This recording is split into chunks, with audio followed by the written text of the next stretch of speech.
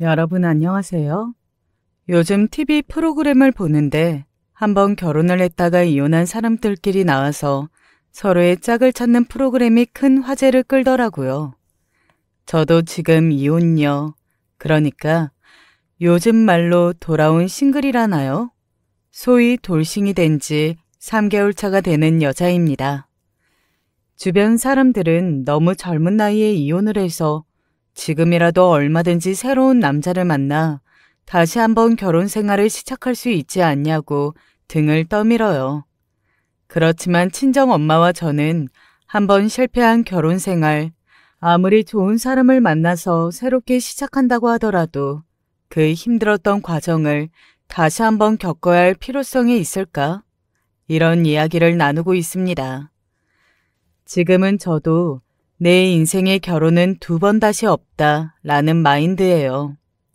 한때는 결혼이 인생의 전부인 줄 알았고 결혼을 하지 못한다면 혹시라도 결혼 생활에 실패하게 된다면 정상적인 인생을 살지 못할 거라 믿었던 때가 있었습니다. 그런 제가 이제는 혼자서 잘 사는 게 장땡이다 라고 느끼게 된 건 다들 예상하셨겠지만 제 전남편과 시댁 때문입니다. 여기 올라오는 대부분의 사연이 그렇듯이 고부 갈등 심각하죠. 말도 안 되는 시어머니와 시댁 식구들 때문에 어디 가서 차마 말도 하지 못하는 남부끄럽고 마음 아픈 사연들을 톡톡 사연에 보내시는 분들을 보면서 저 역시도 같이 마음 아파했습니다. 그런데 그런 생각 해보셨어요? 문제가 있는 시댁을 만나기 전에 그 모든 문제는 내가 선택한 남자였던 남편한테서 오는 거라고요. 저도 이혼을 한 번 하고 나서 제 지난 결혼 생활을 돌아보니 전 남편이었던 그 사람을 만났던 순간부터 모든 게 꼬이기 시작했다는 걸 깨닫기 시작했습니다. 대체 무슨 일을 겪었길래 전 남편 이야기만 나와도 이렇게 학을 떼는 여자가 되었는지 궁금하지 않으신가요? 무슨 그런 조사 결과가 있었대요. 2030 전문직 여성들이 아무리 조건이 좋고 모든 것을 용서할 수는 없다고요.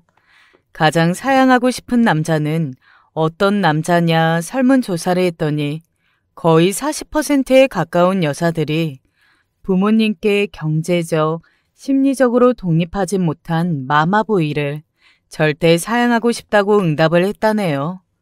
저 그 결과를 보고 무릎을 탁 치고 공감했잖아요. 네, 맞아요. 제 20대 후반, 30대 초반 청춘을 다 바쳤던 남자가 사실은 엄마로부터 독립하지 못하고 엄마 치마폭에 푹 쌓여서 사는 마마보이였거든요. 그리고 저는 대부분의 여자들이 그러하듯이 이혼을 하는 그 결정적인 순간까지도 제 전남편이었던 모질이 같은 그 마마보이가 그저 어머니를 많이 아끼고 사랑하는 효심 깊은 아들일 거라고 철석같이 믿으면서 살아왔던 더 바보 같은 여자입니다. 오늘 제가 보내는 사연은 어떻게 보면 실패한 제 결혼 생활에 대한 회고록 정도가 될 수 있겠네요.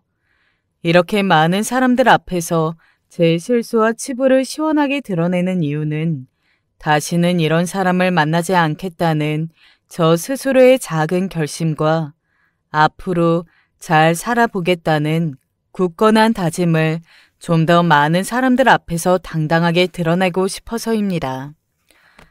전국에 계신 돌신 여러분에 대한 소소한 응원도 같이 보내면서 말이에요.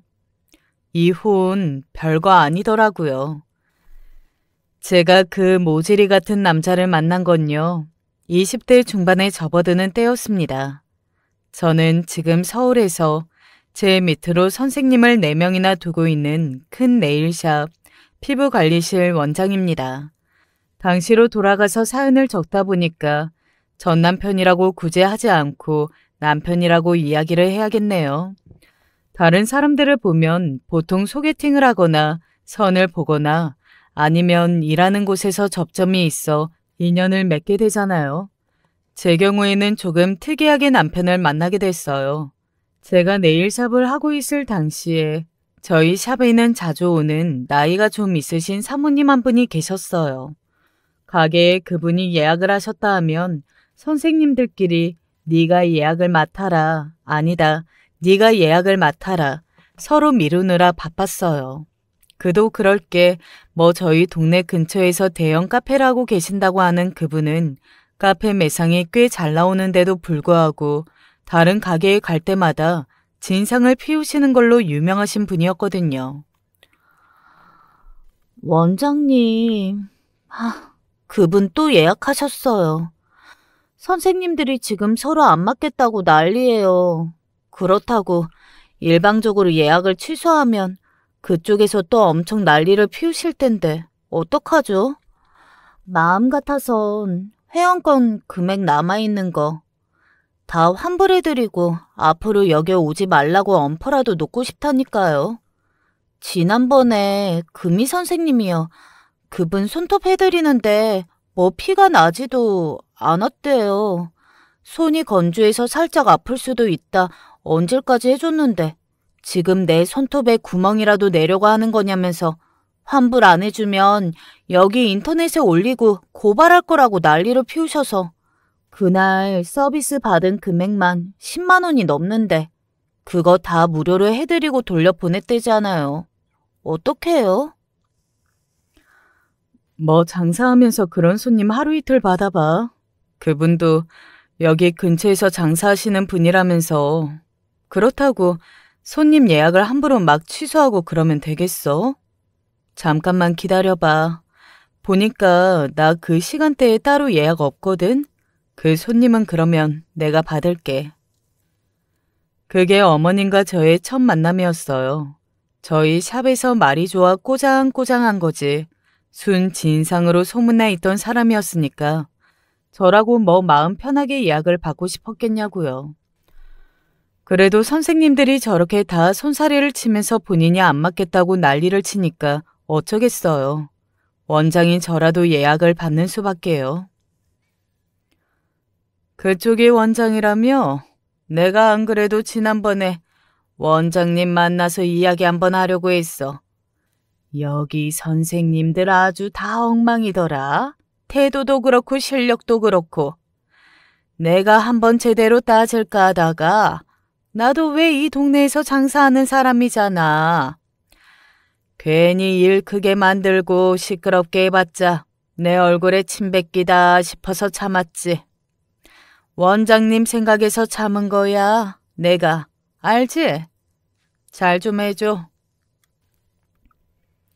듣던 대로 정말 시끄럽고 이기적이고 말 많고 손님을 가려받진 않지만 그래도 딱 잘나서 싫은 사람들이 있잖아요. 저희 어머님 첫인상은 저한테 딱 그런 사람이었어요. 손님이 아니라면 사적으로는 절대 엮이기 싫은 그런 사람들이 있잖아요. 서비스직이 참 슬픈 게 그런 소리를 들어가면서도 허허실실 웃어가면서 그러셨겠어요. 기분 많이 상하셨겠어요. 잘 해드릴게요. 마음에도 없는 이빨린 소리를 하면서 넘어갈 수밖에 없는 거죠. 어머님 말씀대로 동네 장사라는 게 한번 소문이 이상하게 나기 시작하면 동네 사람들 등 돌리고 발길 끊는 건 순식간이거든요. 더군다나 땡땡 카페라고 하면 저희 주 고객층이 되는 엄마들이 낮 동안 애들 학교나 학원 보내놓고 시간 보내는 걸로 유명한 곳이어서 괜히 말이라도 돌까봐 더 조심한 게 컸죠. 자기 어머니 여기 옆에서 공인중개사 하신다고 했나? 요즘 이 근처에 집값이며 건물값이며 싹 다 올랐다던데. 그럼 자기 어머님도 돈도 좀 버셨겠어? 이 가게 건물은 전세야? 아님 월세? 자기는 한 달에 얼마나 벌어? 이제는 관심사가 저랑 제 어머니 수입 쪽으로 옮겨가셨는지 이것저것 막 물으세요. 저도 웃으면서 그냥 월세예요. 코로나 터지고 나서 수입이 별로 안 좋아요. 그냥 그러고 말았거든요. 뭐 어디가 돈 잘 번다 이런 소문도 사실 좋은 소식이지만 고깝게 보는 시선들이 더 많잖아요. 괜히 그런 소문 날까 싶어서 그랬죠. 사실 네일샵 건물도 엄마께서 알아봐 주셔서 사주신 건물이었고 코로나라서 사람들이 죄다 마스크 끼고 다니니까 눈만 보이잖아요. 그래서 그때 사실 속눈썹 연장해주는 일이 크게 잘 돼서 매출이 코로나 전보다 훨씬 높았거든요. 그런 이야기는 쏙 빼고 그냥 저도 먹고 사는 게 너무 힘들다. 그렇게 웃으면서 넘어갔죠. 그런데 저한테 네일을 받으시면서도 저희 건물을 한참 기웃기웃 거리시던 어머님이 대뜸 그러시는 거예요. 내 아들이 이번에 박사학위 마치고 저기 대학교에서 연구원 막 시작했거든. 뭐 내가 이쪽 일을 잘 아나. 아들 이야기 들어보니까 그 연구원 과정만 마치면 무슨 교수도 될 수도 있고 어쩌고 하던데. 내 아들이라서 하는 소리가 아니라 전도가 아주 유망한 애야.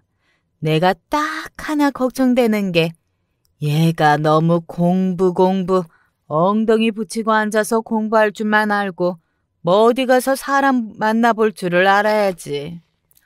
그래서 나이는 다 찼는데 결혼하겠다는 소리가 영 없어서.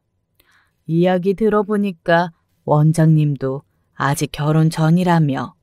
우리 아들 한번 소개 안 받아볼래? 제가 일하면서 어쩜 이렇게 참하냐, 며느리감이냐, 자기 아들 소개 한번 안 받아볼 거냐, 이런 이야기를 어디 한두 번 들어봤겠냐고요.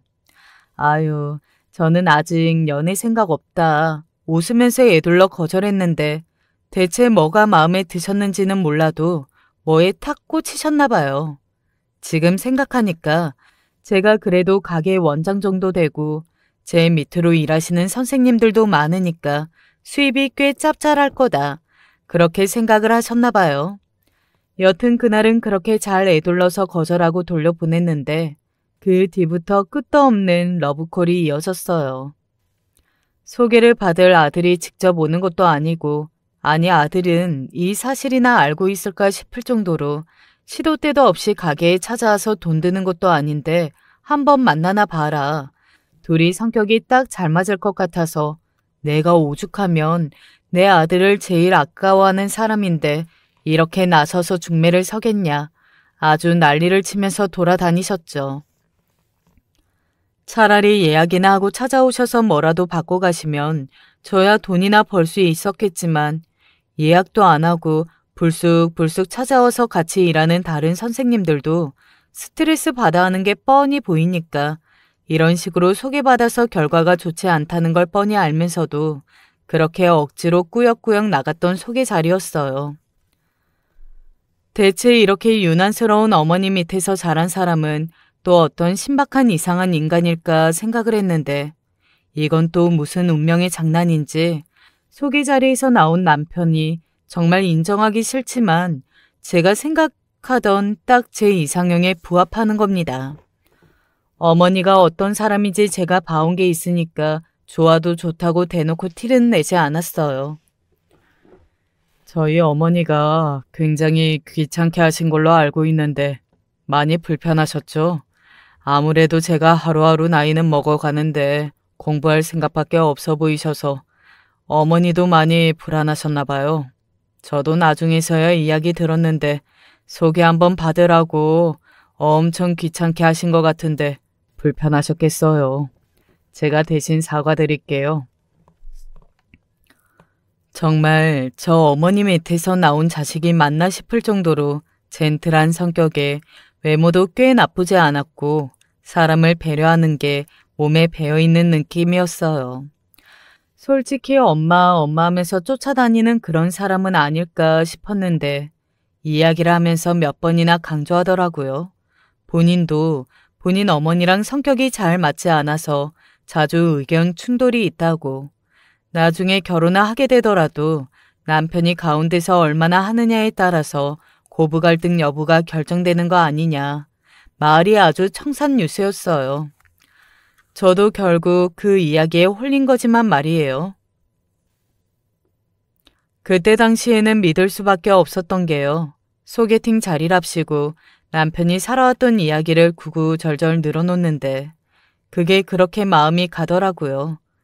제가 홀어머니를 모시고 살거든요. 정확히 말하면 저희 엄마가 절 모시고 산다고 말해야 맞지만요. 어쨌든 남편도 같은 처지더라고요. 어렸을 때 아버지가 돌아가셔서 어머니가 혼자 자기를 열심히 키워왔다. 그래서 자기도 뭔가 보답하고 싶은 마음이었는데 그나마 잘할 수 있는 게 공부밖에 없어서 한 분야로 공부만 열심히 하다 보니까 이렇게 연구원까지 됐다고요. 박사과정 졸업하고 대학교에서 연구원을 하고 있다는 말은 사실이더라고요. 물론 어머님이 그렇게 입이 마르고 닳도록 자랑하시는 것처럼 정식 연구원 신분은 아니었어요. 포스트 닥터라고 박사과정이 끝나고 나서 잠시 학교에서 일하는 계약직 연구원? 그런 직업이더라고요. 이게 선짜리인가 싶을 정도로 같은 환경에서 자라오면서 겪어온 일들도 비슷하고 나이 또래도 비슷해서 은근히 말이 잘 통하고 마음이 잘 맞는 부분들이 있더라고요. 내 앞에 앉아있는 사람 어머니만 생각하면 어휴, 더 이상 만나고 싶지 않다 하는 생각이었는데 사람이 하도 괜찮으니까 이게 마음이 흔들리는 거예요. 그건 상대방도 마찬가지여서 오늘은 가볍게 인사를 하는 자리만 갖고 다음번에 시간이 맞으면 몇 번 더 만나서 이야기도 해보고 여튼 제대로 만나봤으면 좋겠다 먼저 말을 꺼내길래 저도 좋다고 알겠다고 하고 연락처를 주고받았어요. 솔직히 그때는 잘 되고 싶은 마음이 한 30% 정도라면 아유, 그래도 저렇게 빡센 집안에 시집가는 건 절대 무리다 라는 생각이 한 70% 정도였던 것 같아요. 그 마음이 그대로 쭉 유지가 됐었어야 했는데 이번엔 남편의 적극적인 애정 공세에 그 마음도 와르르 무너지고 말았습니다. 저를 향한 적극적인 애정 공세는 아니었고요. 정확하게 말하면 저희 어머니를 향한 애정 공세 때문이었어요. 처음 본 선자리가 마무리되고 나서 저희는 서로 마음이 잘 맞고 이야기가 잘 통하니까 일이 끝나면 집 앞 호프집에서 맥주를 마시기도 하고 주말에는 근교로 드라이브를 가기도 하면서 그렇게 좋은 사이로 잘 지내왔습니다. 고백은 남편이 먼저 했어요. 둘 다 마음이 같다면 제대로 만나볼 생각이 없냐고요. 저도 흔쾌히 승낙했고 물론 제 딴에는 좋지 않은 시작이었지만 남편의 따뜻한 마음씨 덕분에 저도 온전히 마음을 열고 연인 관계를 받아들일 수 있었습니다.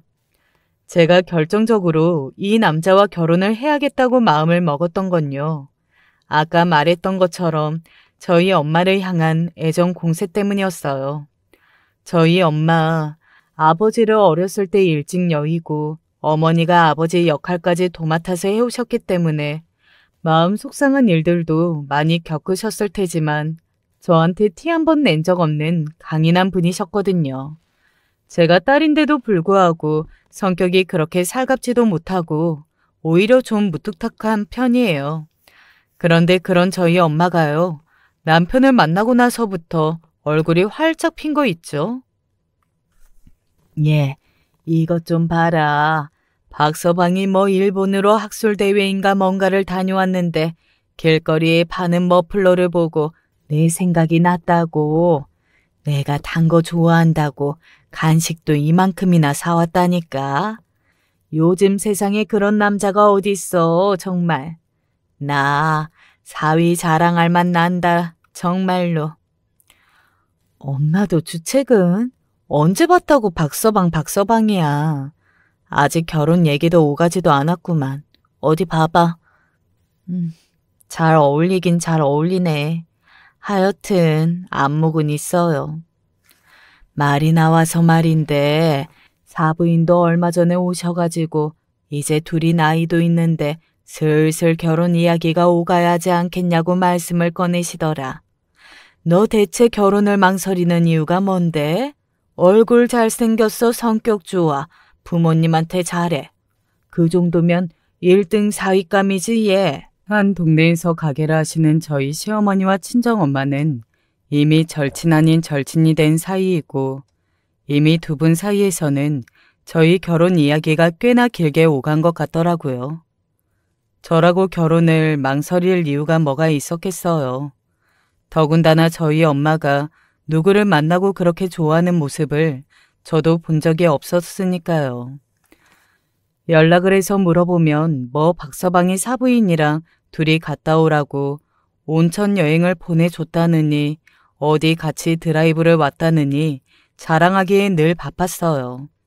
저는 아무래도 가게를 운영하고 있는 입장이다 보니 엄마를 모시고 근교로 여행 한번 다녀오기에도 빠듯했는데 제가 해야 할 효도를 남편이 대신 해주는 것 같아서 미안하고 고마웠습니다.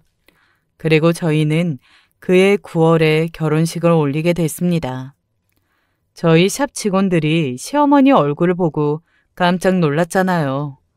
원장님, 진짜 저 집으로 시집 가는 거 맞냐고요. 저도 안 믿겼어요. 가게에서 진상이라고 저런 사람이랑은 절대 가족으로 안 엮일 거라고 생각했던 사람이 제 시어머니가 될 줄이라고 누가 상상이나 했겠어요. 시어머니가 어떤 사람이든 뭐 어떤 행동을 하는 사람이든 저는 다른 건 안 보고 남편이 저희 엄마한테 잘했던 거 딱 그거 하나만 보고 결혼했어요. 결혼을 하고 나서 남편의 태도가 180도 달라지고 그동안 남편이 저희 엄마에게 했었던 효도가 엄청난 족쇄가 되어 돌아올 줄도 모르고 말입니다. 그렇게 한 치 앞도 모르고 저는 환하게 웃으면서 버진 로드를 걸으며 사람들에게 손을 흔들었죠. 그게 제 마지막 인사였습니다. 평온하고 안정적이었던 제 일상의 전환은 마지막 인사였어요, 그게. 결혼을 하고 나서 갑자기 모든 게 180도 바뀌진 않았어요. 다들 그러시겠지만 늘 혼자 살았던 사람이 둘이 된다는 것. 저 삶아의 가족도 내 가족이 된다는 것. 이게 결혼이라는 제도 하나로 순식간에 바뀌는 거잖아요. 당연히 법적으로는 묶여 있는데 심적으로는 확 묶이지 않는 그런 기분이라고 해야 하나요? 이걸 또 말로 설명하려니까 복잡하네요. 어쨌든 저희는 남편이 아직 계약직 연구원 신분이었기 때문에 신혼부부 특례로 대출을 받으려니 이율도 원하는 만큼 나오지 않고 해서 결혼식만 올리고 혼인신고는 당분간 좀 미뤄두자 그렇게 약속을 한 상태였어요. 물론 양가 부모님들은 그렇게 수지타산만 따질 게 아니라 부부라면 모름지게 혼인신고를 하고 행정적으로도 하나로 묶여있는 상태여야 하지 않겠냐라고 하셨지만 이제 저희 부부 일인걸요. 남편의 벌이에 비하면 제 벌이가 월등하게 높았고 신혼집에서 혼수까지 소극적으로 대처하는 남편의 태도 때문에 거의 모든 것들을 제가 해왔던 것 같네요. 나중에 생각해보니까 그렇게 한 게 다행이다 싶기도 했는데 이게 막상 두 사람이 결혼하는데 한쪽이 혼자서 손해보는 것 같은 생각이 드니까 사람이 기분이 또 그런 거예요. 그렇게 결혼을 하면서 모자랄 것 없이 해온 상황인데 시댁에서 싫은 소리를 한 번씩 들으면 또 제 자존심을 얼마나 상했겠어요. 물론 저희 시어머니는 제 자존심을 긁어서라도 남편의 자존심을 올려야 성에 차시는 분이었지만요. 예, 그거 못 보던 가방이다. 새로 산 거니? 아, 어머님은 참 눈썰미도 좋으셔요. 한 달 전에 사서 저도 예지중지하다가 오늘 딱 들고 나왔는데 어떻게 이걸 바로 알아보셨네요? 예쁘죠? 큰 마음 먹고 샀어요. 예, 아무리 그래도 그렇지 해도 사치가 너무 심한 거 아니니? 그렇게 가방 살 돈이 있으면 매일같이 출근하는 네 신랑 옷이라도 제대로 된 거 한 벌 사줄 생각을 해야지. 남아도는 게 가방인데 무슨 가방을 또 산 거야? 거기다가 뭐? 한 달 전에 사가지고 이제 들고 나왔다고? 세상에. 집에 물건을 얼마나 쌓아놓고 살길래 그걸 까먹어? 아니, 제가 돈을 안 버는 사람인가요? 아니면 남편 월급 떼다가 제 가방 사고 사채를 부리는 여자인가요? 저도 나름대로 제 돈 벌어서 생활비는 생활비대로 다 내고 큰마음 먹고 모아놨다가 저한테 주는 선물이다. 올해도 열심히 일해보자 하나 산 거였거든요. 뭐 비싼 명품 브랜드를 생각하시겠지만 그런 것도 아니에요. 저희 이렇게 일하면서 엄마한테 선물한 적은 있어도 아직까지 제대로 된 명품 가방 하나 사서 들고 다녀본 적이 없어요.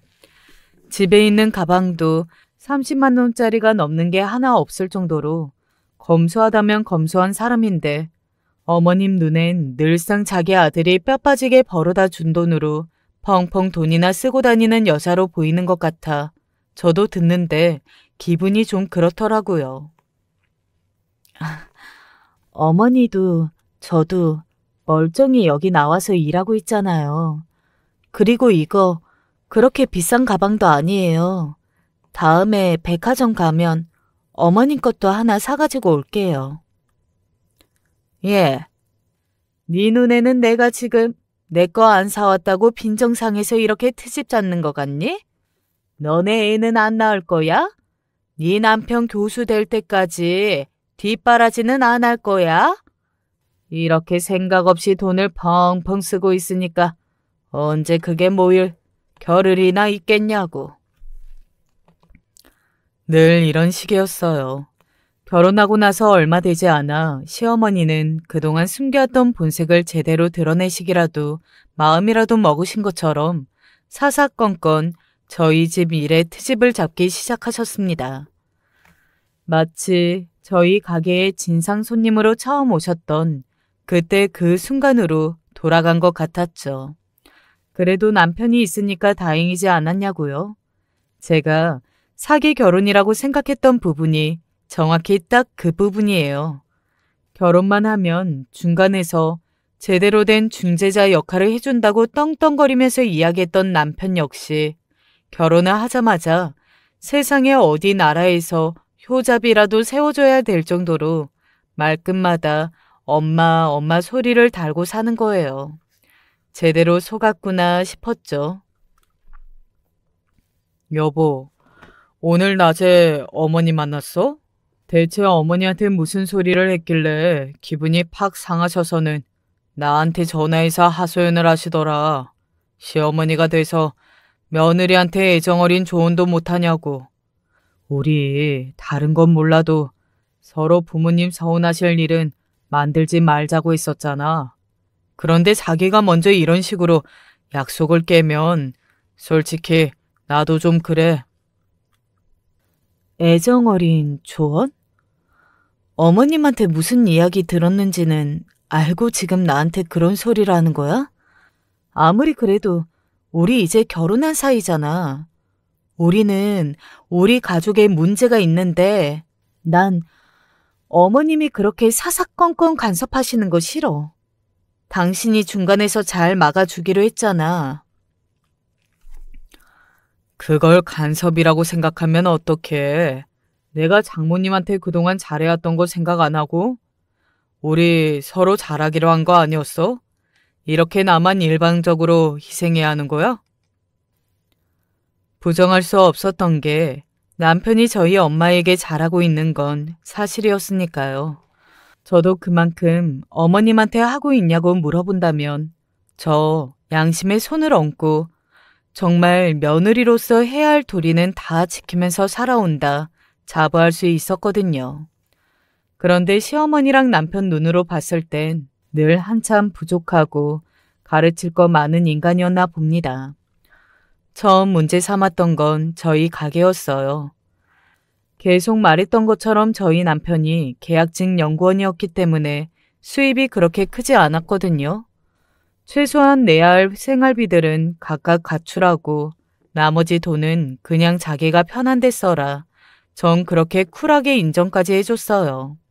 제가 좀 더 벌고 있는 상황이니까 당연히 생활비도 남편보다는 제가 더 많이 냈었고 사람들 만날 일이 많을 테니까 거기서 괜히 밥 얻어먹고 커피 얻어먹고 하면 형편이 어려운가? 사람들이 그렇게 생각할까봐 나름 남편은 생각한 배려였죠. 그런데 어머님은 제가 집안 살림을 엉망진창으로 운영하고 있다는 듯이 말씀하시면서 대뜸 가계부를 내놓으라 그렇게 이야기를 하시더라고요. 내가 돈 만진 세월만 몇 년인데 너네 그렇게 제대로 돈도 못 모으고 살림도 못할 거면 차라리 가계부 나한테 주고 살림 나한테 맡겨라. 너 집에서 제대로 장은 보고 얘 밥은 해먹이고 살고 있니? 얘가 볼 때마다 삐쩍삐쩍 말라가는 게 어제 저녁에 뭐 먹었어? 아휴, 엄마 그만 좀 해. 요즘에는 시켜 먹는 게 사 먹는 것보다 훨씬 싸다니까. 둘 다 뻔히 나가서 일하고 집에 돌아오면 손 하나 까딱 못할 정도로 힘든데 살림은 무슨 살림이야? 내가 이럴 줄 알았어. 너네 살림도 지금 전혀 안 하고 있는 거지? 집안 꼴은 또 얼마나 엉망으로 해놓고 살지. 아휴, 내가 또 이런 이야기하면 우리 집 일이니까 신경 끄세요. 속으로 또 꿍해져서 그런 생각이나 하고 있는 거 아니야? 어? 중재자 역할을 잘하겠다는 남편은 온데간데 없고 오히려 자기 엄마한테 붙어서 은근히 제 행동을 미주알 고주알 일러 바치는 느낌이라고 해야 하나요? 어머님이 돌아가시고 나서 자기는 왜 거기서 한마디도 못 거들고 그렇게 어머님 편을 들면서 나만 이상한 사람을 만드냐 따져 물으면 또 한숨을 푹푹 쉬면서 뭐 그런 걸로 따지냐는 식으로 저한테 핀잔을 주는 거예요. 그럼 내가 거기서 엄마랑 똑같이 고개 빳빳하게 들고 말대답 따박따박하면 그 싸움이 끝나겠어? 당신이 매번 그런 태도니까 엄마도 기분 상해서 더 저렇게 난리인 거야. 그냥 네, 알겠습니다. 앞으로 잘하겠습니다. 그렇게 하면 끝날 일을 왜 괜히 엄마 속을 긁어서 그렇게 긁어 부스럼 만들어 놓으면 나중에 다 누구한테 돌아오는 줄 알아? 다 나한테 돌아와 그거. 남편은 늘 이런 식이었어요. 오히려 저랑 결혼한 이후에 제가 중간에서 시어머니한테 고분고분 네 알겠습니다 하는 법이 없이 그래도 그건 좀 그래도 이건 좀 사사건건 말대꾸라 하고 대드니까 오히려 시어머니랑 본인 사이도 더 안 좋아졌다 이겁니다. 이미 다 끝난 마당이지만 저 사연을 보내면서 정말 여쭤보고 싶었어요. 이게 제가 잘못한 일인가요? 정말 사연을 듣고 계신 분들께서 제 입장에서 한 번만이라도 생각해 주세요. 어머님이 너네 살림을 제대로 못하는 것 같으니까 본인한테 살림을 맡겨라. 가계부를 내놔라. 이렇게 쥐락펴락하시고 싶어 하시는 게 뻔히 보이는데 거기다 대고 진짜 안사람인 제가 네, 알겠습니다. 다 드리겠습니다. 이렇게 하는 게 정말 맞는 일이냐고요. 저도 알고 사연을 듣는 여러분들도 알고 세상 다 아는 걸 남편 혼자만 모르는 거예요. 왜 우리 엄마 상처 주냐 하루 종일 징징거리기만 하는 거죠. 제가 단호한 태도로 나왔는데도 불구하고 어머님의 간섭이나 참견은 날이 갈수록 점점 더 심해지셨어요. 하루는 제가 몸이 안 좋아서 선생님들한테 가게를 맡겨놓고 거의 1년 만에 출근을 하지 않았던 것 같아요.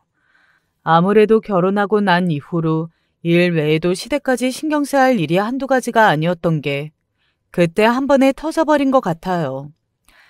뭐 이유는 딱히 없다는데 무리해서 그런 것 같다며 푹 쉬시라고 비타민 넣고 링거를 한 대 맞고 속도 별로 안 좋아져서 죽을 포장해서 겨우 몇 술 뜨다 말고 거실에서 까무룩 잠에 들었어요.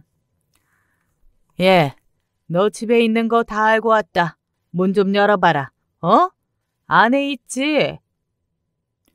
안에 사람이 있든 없든 상관없이 저렇게 아들 내외가 사는 집문을 두드리는 시어머니가 세상 천재 어디 있겠어요? 저 꿈인 줄 알고 깜짝 놀라서 일어나서 두리번거렸어요. 핸드폰을 봤는데 시어머니한테 부재중이 2통이나 찍혀 있더라고요. 이제야 겨우 막 잠든 상태인데 시원하게 잠이 깨버려서 우선 저 시끄러운 문 두드리는 소리부터 어떻게 해야겠다 싶어서 밖으로 나갔어요. 아휴, 일 안 나갔다고 하더니 집에서 하루 종일 퍼질러 산 거니? 너 이러고 너희 남편 맞이할 생각은 아니었지? 예, 비켜봐라. 나 좀 들어가자.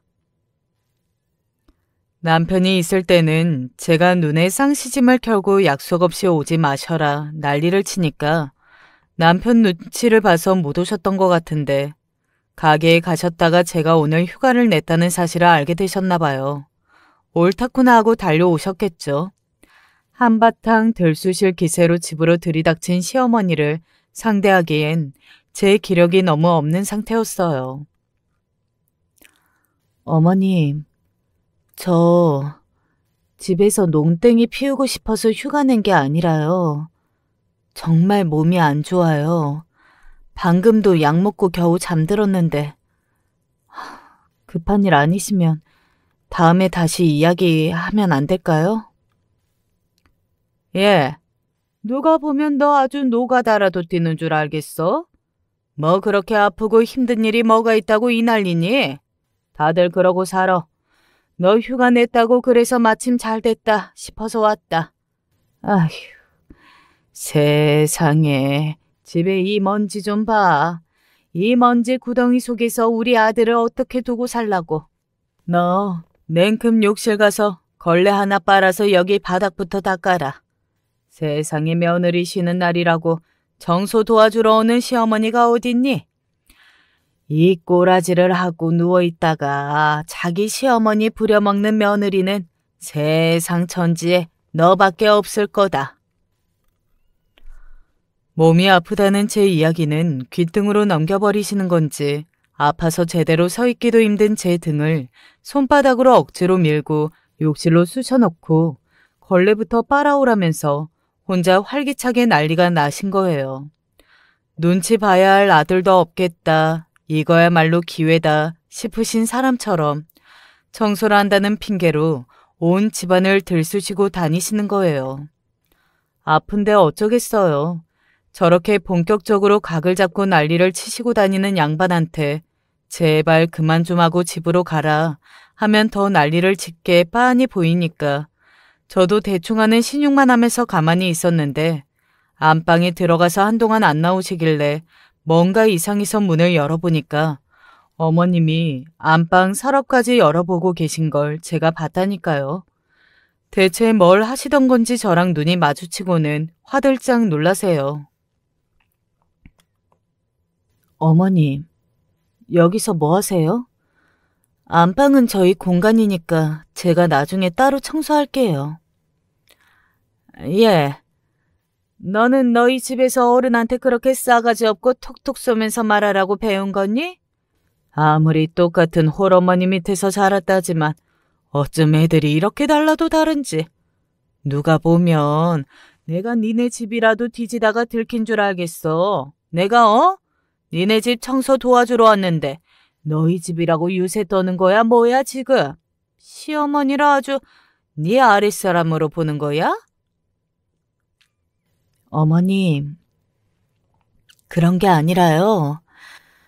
그냥 안방은 저희 공간이니까 어머님도 힘드시잖아요. 이제 청소 그만하시고 쉬시라고요. 여긴 저희가 알아서 청소하던지 할게요. 저희가 아니라 네가 해야 하는 일이지.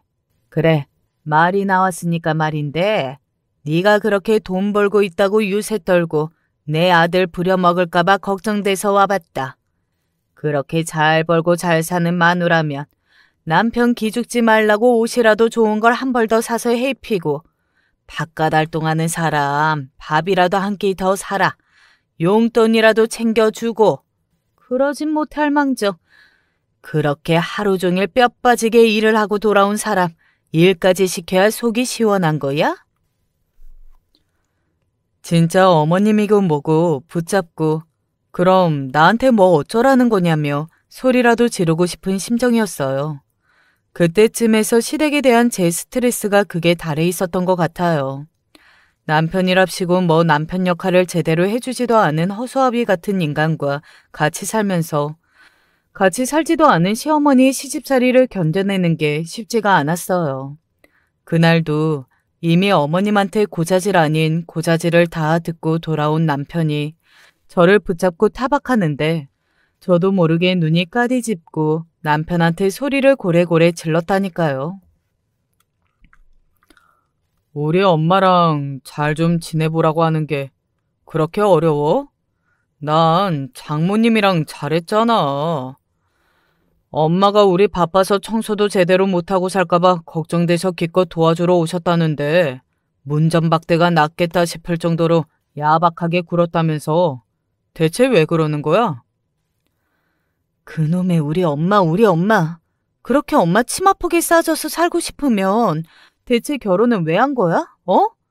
내가 오늘 하루 종일 아파서 링거 맞고 누워있었다는 이야기를 방금 했는데 그건 귀에 들리지도 않니? 아파서 누워있다가 꾸역꾸역 같이 청소를 한 내 잘못인 거야? 아파서 휴가를 냈다는 며느리를 굳이 찾아와서 같이 청소를 시키는 어머님은 좋은 마음으로 그런 건데 또 나쁜 인간인 내가 못되게 굴어서 당하신 거고 네 눈엔 그렇게 보이니? 소리를 버럭버럭 지르는 제 모습을 보더니 남편도 당황했나 봐요. 당신이 몸이 안 좋아서 요즘 많이 예민해진 것 같다면서 자기도 엄마 말만 듣고 그런 거라고 그렇게 화낼 일은 아니라고 저를 달래기 시작하더라고요. 진짜 스트레스가 극에 달해있고 결혼을 물을 수만 있다면 무르고 싶은 마음이었어요.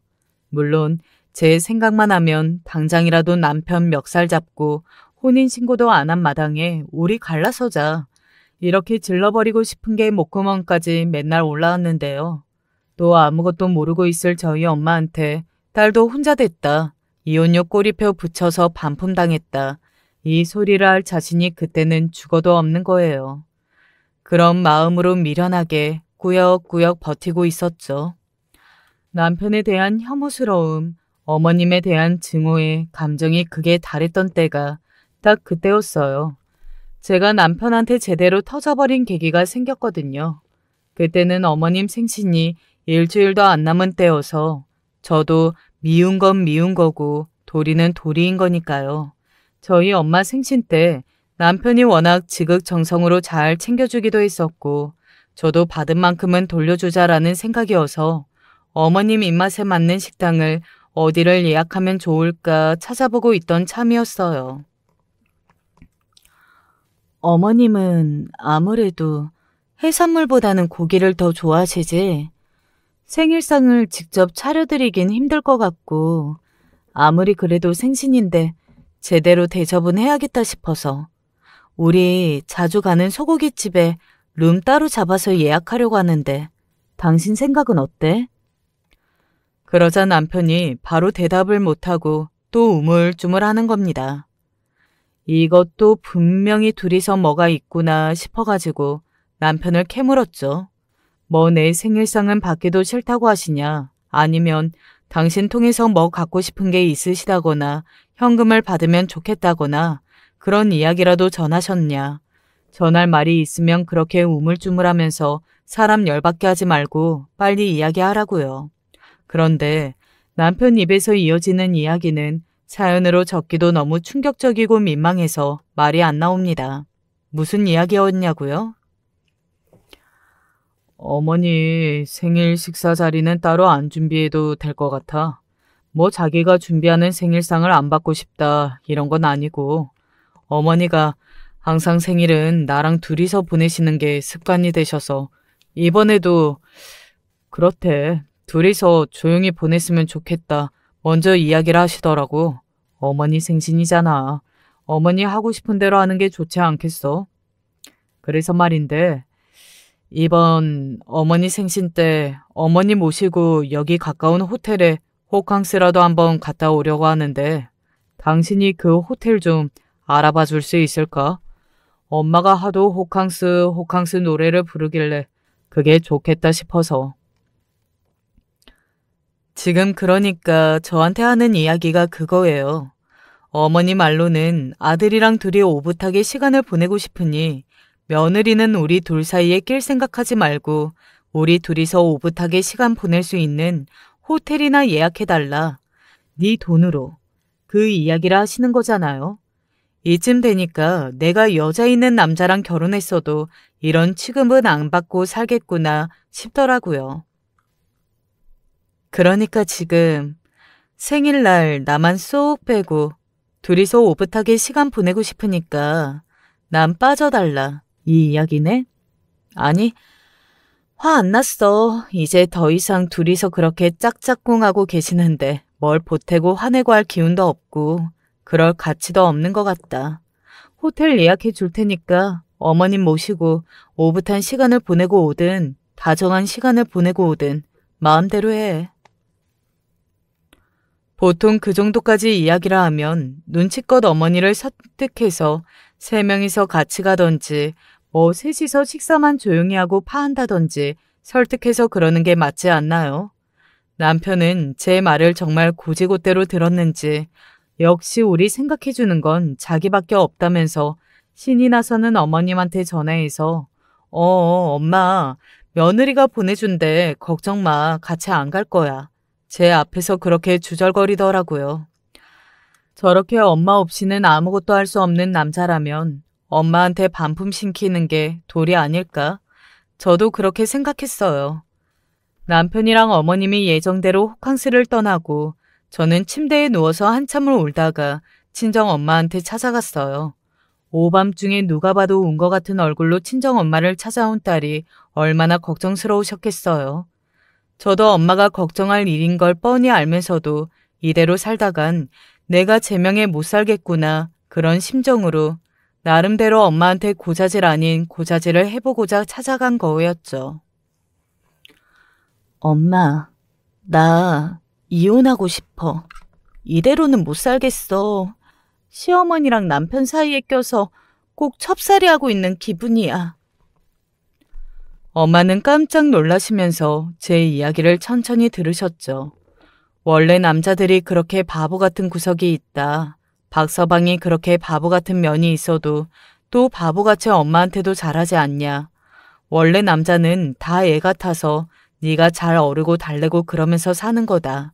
저를 위로하셨죠. 저도 엄마한테 괜히 생떼를 쓴 것 같은 기분에 미안해져서 너무 걱정 말라면서 돌아왔어요.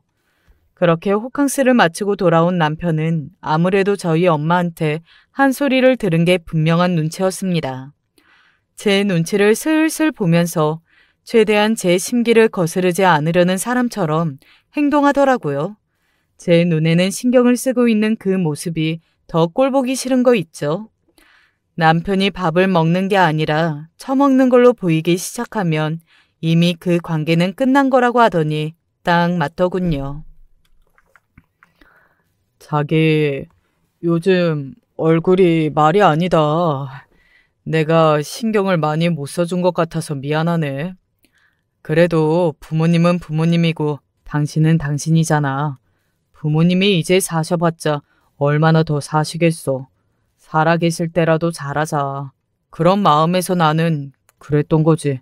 자, 우리 엄마 때문에 고생이 많았지. 당신 마음 편하게 피부과라도 좀 다녀오라고. 어느 날 저녁을 먹는데 남편이 밥을 먹다가 카드를 쓱 내밀더라고요. 제가 이게 무슨 카드냐 그러니까 자기랑 자기 엄마 때문에 너무 고생한 것 같다면서 피부과라도 다녀오랍니다. 사실 그때 제가 말을 못해서 그렇지 진짜 얼굴 상태가 말이 아니었거든요. 스트레스 때문에 얼굴에 원인도 알 수 없는 포진이 올라오지 않나. 보는 사람들마다 요즘 얼굴이 왜 그러냐고 물어볼 정도로 다 뒤집어져서 밖에서 일할 땐 마스크를 제대로 벗지도 못하는 상태였어요. 그래도 영 멍청이는 아니구나. 이런 식으로라도 사과할 줄은 아는구나 싶어서 저도 완전히 화해를 해준 건 아니지만 카드를 받아들고 말없이 그냥 밥을 먹었어요. 그리고 다음날 남편 카드를 들고 피부과에 가서 간단한 시술을 받았죠. 뭐 남편 카드로 긋는다고 제가 뭐 몇백만 원을 썼겠어요. 남편 벌이를 뻔히 아는데. 그리고 나서 집으로 돌아와 엄마를 초대했죠. 엄마 괜히 걱정할까 봐. 나 오늘 박서방이 카드 주면서 피부과 다녀오라고 해서 피부과도 다녀왔어. 얼굴에 포진 올라오고 한 건 몇 주 연고만 잘 발라주면 금방 나을 거라고 하시더라. 내가 너무 엄마 속 뒤집은 것 같아서 걱정돼서 불렀지. 거봐, 엄마가 뭘 했어. 부부싸움 그거 다 칼로 물베기다. 5개가 괜찮고 3개가 모자란 사람이면 괜찮은 5개 보고 살아야지. 모자란 3개 보고 살면 그걸 어떻게 살아? 절대 못 살아. 아휴, 근데 엄마 뭐 아까 먹은 게 잘못됐나? 속이 왜 이렇게 부글부글 끓나 모르겠네. 잠깐 화장실 좀 쓴다. 이야기하다 말고 엄마가 갑자기 배가 아프시다고 해서 얼른 편하게 일 보시라고 안방 화장실을 안내해드렸는데 그때 문제의 그 사건이 터지게 됩니다. 엄마와 오붓하게 티타임을 보내고 있는데 어디선가 어렴풋이 남편이랑 시어머니 목소리가 들리면서 도어락이 신경질적으로 열리는 소리가 나더라고요. 남편이 한숨을 푹푹 쉬면서 비밀번호를 치는 소리가 들렸고 제가 놀라서 자리에서 일어나자마자 시어머니가 들이닥쳤어요. 너 사치스러운 거 아직도 못 고쳤구나. 너 우리 아들 돈으로 피부과 다녔니? 네가 호구야? 뼈 빠지게 돈 벌어서 저런 골빈 애들 얼굴에 치덕치덕 뭐 처바르라고 그렇게 뒷바라지 해주고 있었던 거야? 아이, 엄마 그런 거 아니래도 내가 다녀오라고 했던 거야. 정말로. 이게 다 무슨 소리야? 제가 사치라니요? 피부과 가신 건 또 어떻게 아셨어요? 잔뜩 부해가 나서 씩씩거리고 있는 시어머니가 제 앞으로 카드를 집어 던지더라고요. 남편이 저한테 피부과를 다녀오라면서 준 카드였어요. 주워 들어서 뒷면을 보니까 세상에 그거 어머니 명의로 된 카드더라고요. 아마 피부과에서 결제된 문자를 보고 아들 손 붙잡고 이렇게 들이닥치신 거겠죠. 나도 그렇고 자기도 그렇고 돈 관리를 잘 못하는 것 같다고. 난 여태 엄마한테 월급 다 보내고 용돈 다 쓰고 있었거든. 그것도 자기야. 명의만 엄마 이름인 거지. 그냥 내 용돈 카드야. 엄마도 진짜 용돈 쓰는 건 어디에 쓰는지 관여 안 하시기로 했잖아요. 용돈을 어디다 쓰는지 관여 안 한다고 했지. 이렇게 쓸데없는 데 쓰는 것까지 내가 다 참고 넘어가 줄 줄 알았던 거야? 세상에, 이래서 집안의 여자를 잘 들여야 한다고. 이렇게 사치스러운 애가 우리 집으로 시집와서 이제 기둥 뽑히게 생겼다. 아주 풍비박산 나게 어머님, 말씀은 바로 하셔야죠. 누가 누구 기둥 뿌리를 뽑아요? 어머님 아들 뒷바라지 하느라고 제가 한 달에 쓰는 돈이 얼마인 줄 아세요? 넌 나한테 사과를 할 거면 사과를 하는 거지. 어머니 카드를 들고 와서 사과를 했던 거니? 진짜 기가 막혀서. 이게 어디서 시어머니 앞에서 남편한테 이 싸가지 없는 게? 어머님은 반지를 낀 손으로 제 뺨을 내리치셨고 저는 반지에 긁혔는지 따끔하고 피가 흐르는 볼을 붙잡고 바닥에 그대로 쓰러졌어요. 기어이 이렇게 끝장을 봐야만 우리 관계는 끝이 나겠구나 생각이 들어서 저도 다시 한바탕 하려고 일어나는데 저보다 저희 엄마가 더 빨랐어요. 화장실에서 일을 보고 나오신 엄마가 이 상황을 다 보고 계셨던 거예요. 사부인 하는 소리에 시어머니가 잠시 놀란 눈으로 친정엄마를 쳐다봤지만 자기는 잘못한 게 없다는 식으로 콧방귀를 뀌면서 팔짱을 끼고 고개를 돌리시더라고요.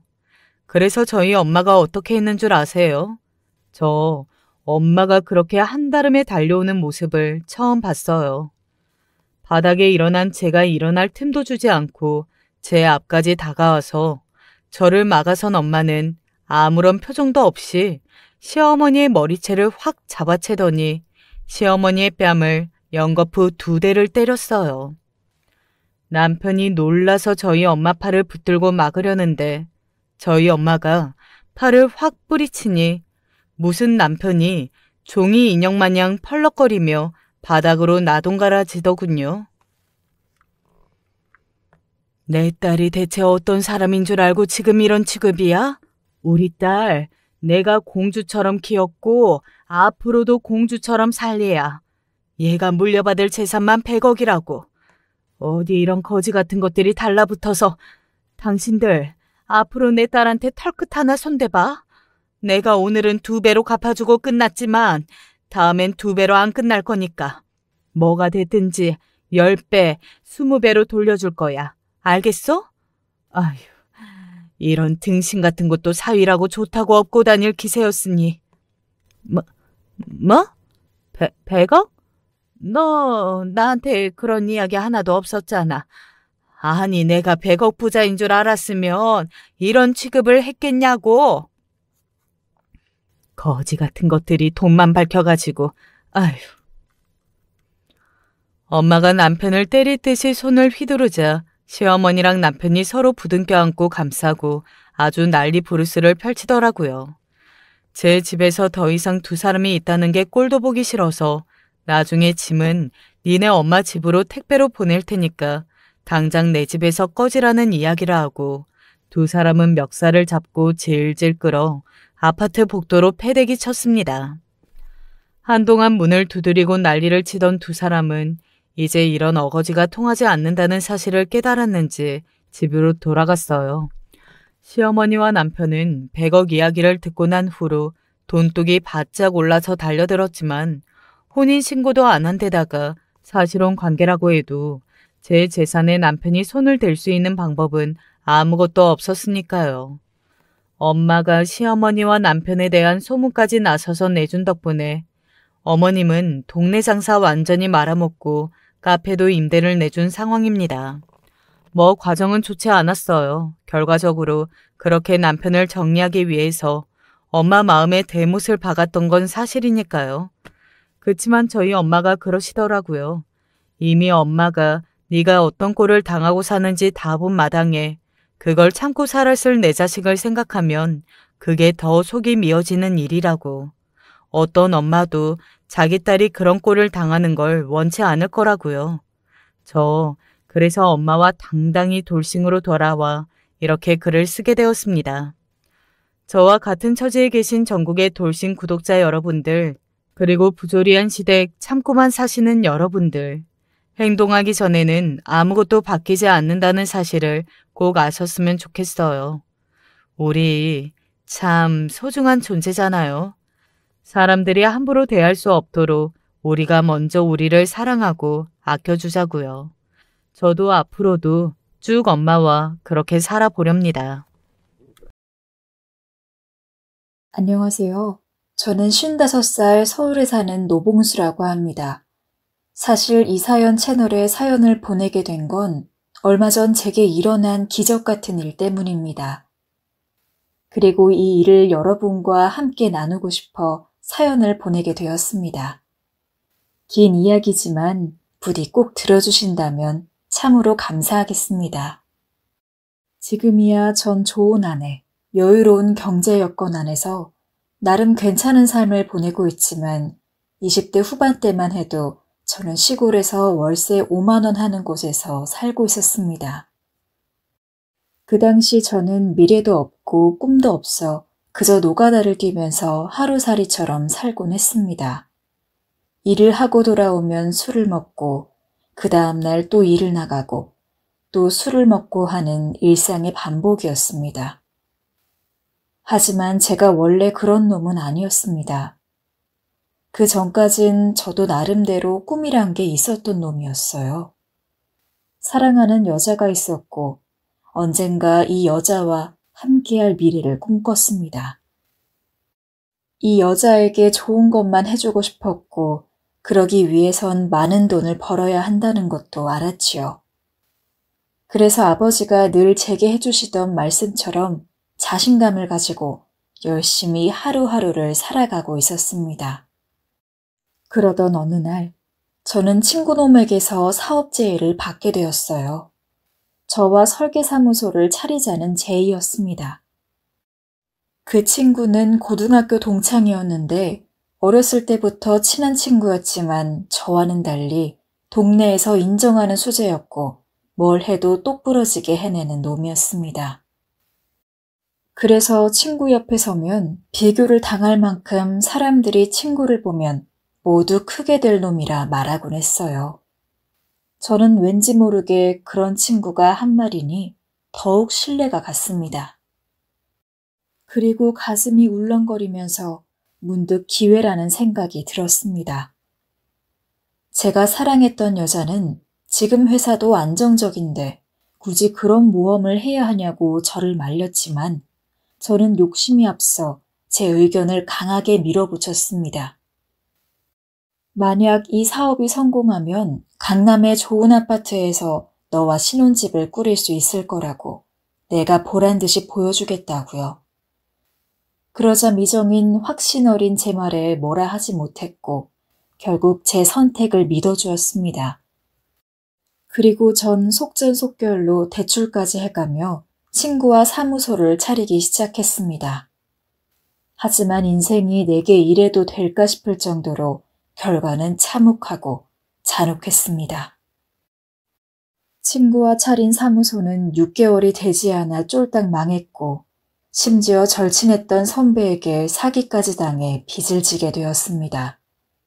믿었던 친구는 무책임하게 나 몰라라 잠수를 타버렸고요. 전 빚쟁이들에게 하루에도 수없이 머리를 조아리고 조금만 기다려달라 구걸했습니다. 그리고 빚을 청산하기 위해 하나뿐인 아버지에게까지 손을 벌려야 했습니다. 정말 이루 다 표현할 수 없을 정도로 비참했습니다. 하지만 저를 더 절망에 빠뜨린 건 여자였습니다. 제가 사랑했던 여자는 어느 날 절 커피숍으로 불러내었어요. 저는 미정이가 왜 절 여기로 불러낸지 알 것 같았지만 두려워서 짐짓 아무것도 모르는 척하고 있었어요. 그런데 미정이가 어렵게 입술을 떼었습니다. 미정이는 더 이상 저와 미래를 꿈꿀 수 없을 것 같다고 말했습니다. 결혼은 현실인데 저는 너무 일도 잘 벌리고 그런 절 믿고 살기엔 너무 불안할 것 같다고요. 전 미정이를 붙잡지 않았습니다. 마음속으론 이 커피숍에 오기 전까진 다시 한번 생각해봐달라고, 내가 잘못했다고, 나 다시 분명 재기할 수 있다고, 네가 날 믿어줘야 한다고 수백 번 연습했지만 미정이의 말을 듣는 순간 어떤 마음 하나가 쿵 소리를 내며 떨어지는 게 느껴졌습니다. 그리고 미정이를 여기서 그만 놀아야 한다는 생각이 들었습니다. 제가 아무 말이 없자 미정인 저와 더 이상 눈을 마주칠 수 없었는지 그 길로 뒤도 돌아보지 않고 나가버렸습니다. 그리고 전 오랫동안 식은 커피와 함께 커피숍에 남겨졌고요. 그때 서울의 화려한 자동차 불빛들이 제 눈에 들어왔습니다. 눈을 찌를 듯이 빛나고 있는 그 불빛들은 아름다웠지만 동시에 잔혹하게 느껴졌습니다. 그리고 전 마음먹었습니다. 사라지자고요. 아무도 절 찾을 수 없는 곳으로 가자고요. 이 지긋지긋한 서울을 떠나 화려한 도심을 떠나 그냥 하루살이처럼 살 수 있는 곳으로 가자고요.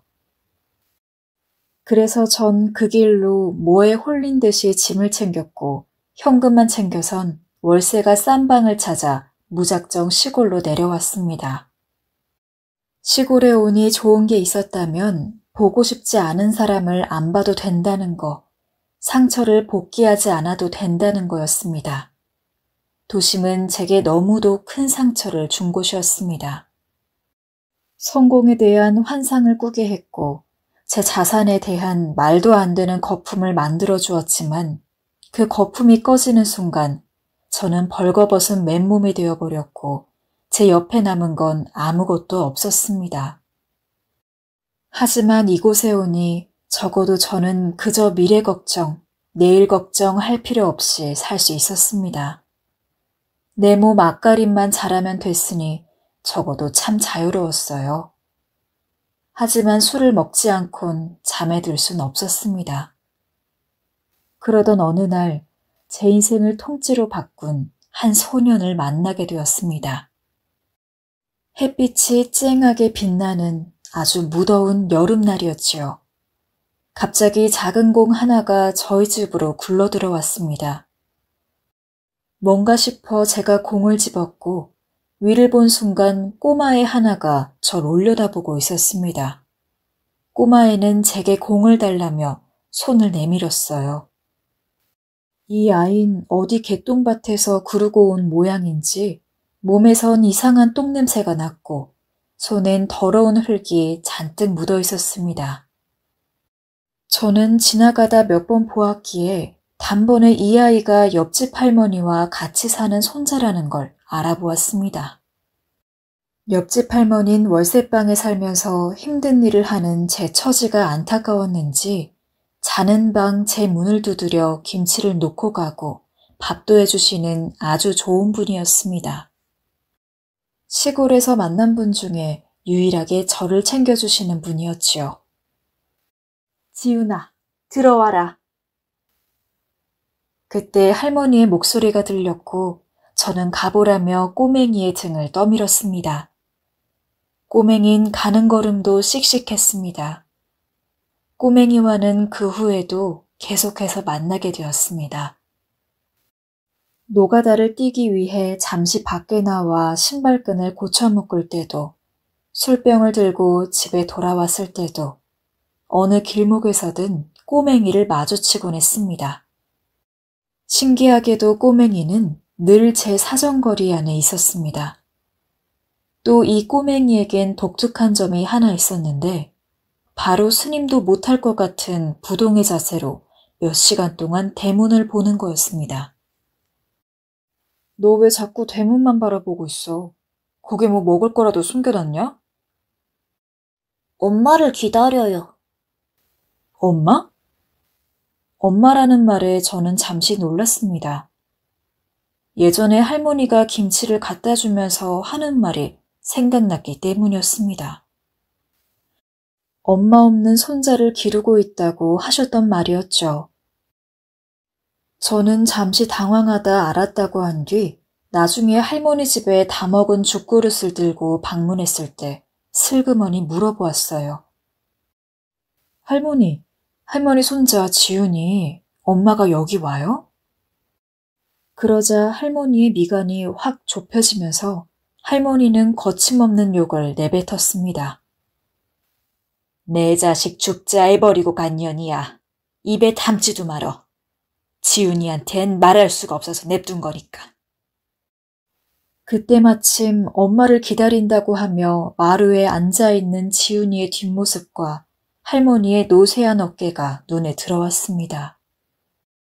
엄마가 오지 않을 줄도 모르고 엄마를 기다리는 손자와 그런 손자를 안타까운 마음으로 보는 할머니의 모습이 어쩐지 조금 처량하게 느껴졌습니다. 그저는 할머니의 주의를 돌리기 위해 마당에 가득 쌓인 폐지를 가리켰어요. 근데 할머니, 이건 뭐예요? 어제 주운 폐지들이야.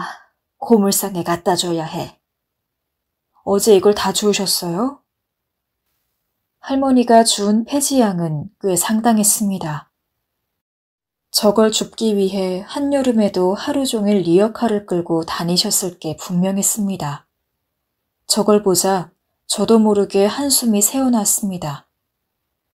할머니, 내일은 저 일 쉬는 날이니까 제가 갈게요. 하지만 제 제안에 할머니는 예상대로 단칼에 거절했습니다. 됐어. 일 쉬면 쉬어야지. 못하러 와. 그러나 저는 할머니의 만류에도 불구하고 다음 날 할머니 집으로 가 리어카를 끌고 나왔습니다. 그런데 갑자기 꼬맹이가 나와 자기도 같이 가게 해달라고 조르는 거였습니다. 너는 이 일 힘들어서 못해, 자식아. 집에서 할머니 도와주고 있어. 싫어요. 저도 할래요. 할 수 있어요. 녀석은 온순한 얼굴과는 달리 고집이 만만치 않았습니다. 계속 할 수 있다고 데려가 달라고 떼를 쓰는데 나중엔 제 바짓가랑이까지 붙잡을 기세였습니다. 결국 저는 알겠다며 고개를 끄덕였고 녀석은 제 허락에 곧바로 신이나 종알거리며 걷기 시작했습니다. 폐지 줍는 건 생각보다 쉽지 않았습니다. 노가다판에서 매일 구르는 저한테도 허리를 굽혀 폐지를 줍고 끈으로 묶고 있자니 땀이 비 오듯 주룩주룩 흘렀죠. 근데 이런 일은 칠순이 된 할머니가 매일 이 일을 하고 있었다고 생각하니 마음이 좋지 않아졌습니다. 하지만 녀석은 씩씩해 보였습니다. 녀석은 폐지 줍는 게 마치 봄 소풍이라도 나온 일이라도 되는 것처럼 콧노래를 흥얼거렸고 폐지도 씩씩하게 주워나갔습니다. 그리고 하나도 힘들지 않다는 말을 반복했어요. 녀석은 자기가 이제 할머니 대신 이 일을 할 거라며 포부를 말하기도 했습니다. 전 녀석이 다치진 않을까 조마조마하며 같이 일을 시작했지만 지훈인 똑부러지게 폐지 줍는 장소도 알았고 저보다 끈도 잘 묶었습니다. 그런 녀석 덕분인지 시간이 지나자 처음에 힘듦이 사라졌고 웃음이 많아졌습니다. 돌아오는 길에 녀석은 어느새 제 리어카에 올라타고 있었고 저는 녀석의 무게로 더 무거워진 리어카를 끌면서 녀석의 머리를 쓱쓱 쓸어주고 있었죠. 그때 전 지훈이와 처음으로 아주 많이 함께 웃었고 친해졌습니다. 집으로 돌아가니 할머니는 피곤한 몸을 이끌고 저희를 마중 나와 있었습니다. 전 할머니가 꽤 오래전부터 나와 있었을 것 같아 뭐하러 나왔냐 구박 아닌 구박을 했지만 할머니는 걱정스런 얼굴로 절 바라보며 제 얼굴에 흐른 땀을 손으로 훔쳐주었습니다. 힘들었지? 순간 그 다정함에 저는 잠시 멈칫했고 멋쩍은 마음에 전혀 안 힘들었다며 내 나이가 몇 개인데 이게 힘들겠냐고 강한 척을 하면서 지훈이를 리어카에서 내려줬습니다. 그때였습니다. 할머니께서 땀으로 범벅된 제 옷자락을 붙잡으며 말했습니다. 삼촌, 우리 집에서 뭐 먹고 가. 지훈이가 저를 뜬금없이 갑자기 삼촌이라 불렀고 저는 당황했지만 지훈이의 손길에 끌려 집 안으로 들어갔습니다. 할머니는 이미 나물 반찬과 고봉밥으로 한 상을 차려놓고 있었습니다. 거부는 했지만 사실 하루 종일 돌아다녀 배가 고라 있었는지 저는 금방 그 한 그릇을 뚝딱 해치웠습니다. 옆에서 지훈이도 힘들긴 했는지 한 그릇을 먹곤 또 한 그릇을 달라 하더니 이도 닦지 않고 골아 떨어졌습니다. 그리고 지훈이가 잠에 들고 어둠이 내려앉은 밤 시간이 되어서 전 할머니와 깊은 이야기를 나누게 되었습니다. 전 조심스레 할머니가 어떻게 사시는지 물었고 할머니는 허심탄회한 얼굴로 입술을 떼셨습니다. 얘기를 들어보니 할머니는 할아버지가 몇 해 전 세상을 떠난 이후 생활이 더 어려워졌다고 했습니다. 그래서 농사를 짓고 싶어도 힘이 없고 지금은 나라에서 나오는 보조금과 폐지줍기로 생활을 하고 있다고 하셨습니다. 자식들은 명절 때 내려오면 돈 많이 벌어서 다달이 돈을 주겠다고 도움을 주겠다고 했지만 한 번도 약속을 지킨 적이 없다고 했습니다. 어쩌다 한 번 힘겹게 말을 꺼내면 자기들도 살기 힘든데 꼭 보채야겠냐고 화를 냈다고요. 강해 보이셨던 할머니는 그 얘기를 꺼내며 눈물을 지으셨습니다. 그리고 할머니의 눈길은 지훈이에게로 향했습니다. 내가 지훈이를 키워야 하는데 나 아니면 이 어린애가 뭘 먹고 살겠어. 저 가여운 것을 어쩌면 좋아. 그래도 먹여야지. 어떻게든 먹여야 살려야지. 전 그날 할머니의 눈물 속에서 그간 겪었던 손자를 먹이기 위해 고생과 힘듦, 또 노쇠한 몸이기에 아무것도 할 수 없는 자신에 대한 두려움과 고통을 읽을 수 있었습니다. 그리고 그간 할머니가 저 꼬맹이를 챙기느라 얼마나 힘드셨을지 생각하니 마음이 아려왔습니다. 옆집인데 한번 들여다보기라도 했으면, 좀 챙겨주기라도 할걸. 그게 뭐 어렵다고. 술 먹느라 허송세월했을까 하는 생각이 들면서 지난 시간이 후회스러워졌습니다. 제 자신이 모자른 놈처럼 느껴졌어요. 그날 이후 전 노가다를 뛰며 여전히 하루살이같이 살면서도 간간히 옆집에 들렸습니다. 그리고 지훈이 간식이며 쌀 같은 것들을 갖다 주곤 했습니다. 물론 저도 버는 돈 없는 빈털터리이긴 마찬가지였지만 그래도 이런 거라도 갖다 줘야 마음이 편안해지고 잠도 오는 것 같았습니다. 할머니는 제가 오는 걸 참 좋아하셨습니다. 올 때마다 밥을 먹고 가라 하셨고 뭐라도 챙겨주려 하셨습니다. 절 마치 친손자처럼 대해주셨습니다. 아니, 제 친할머니보다도 더 살뜰하고 다정하게 대해주셨죠. 하지만 언젠가부터 녀석은 사춘기에 접어들면서 제가 와도 본체만체 하며 계속 흙구덩이에 그림을 그리거나 그저 대문만 쳐다보곤 했습니다. 제가 그런 녀석에게 다가가 말을 좀 걸어보려 해도 녀석은 연약한 초식동물처럼 쬐깐한 두 눈을 부릅떠 말 걸지 말라는 신호를 보내오곤 했지요. 사춘기가 와서 그런지 경계심이 많아져 있었습니다. 그 사이 할머니는 폐지 줍는 일을 관두시고 남의 집 살이를 하기 위해 시작했고 지훈인 중학생이 되어 있었습니다. 전 노가다를 열심히 해 돈을 좀 만지고 있었고요. 그러던 어느 날 사건이 벌어지고 말았습니다. 일을 하고 있는 와중에 낯선 번호로 전화가 걸려왔고 그곳은 병원이었습니다. 김춘자 할머니 보호자분 되세요? 할머니께서 여기로 연락을 하라고 하셔서요. 떨어지는 공사자재에 맞아서 허리를 다치셨어요. 뭐라고요? 지금 당장 갈게요. 병원에서 온 소식은 할머니가 다쳤다는 소식이었지요.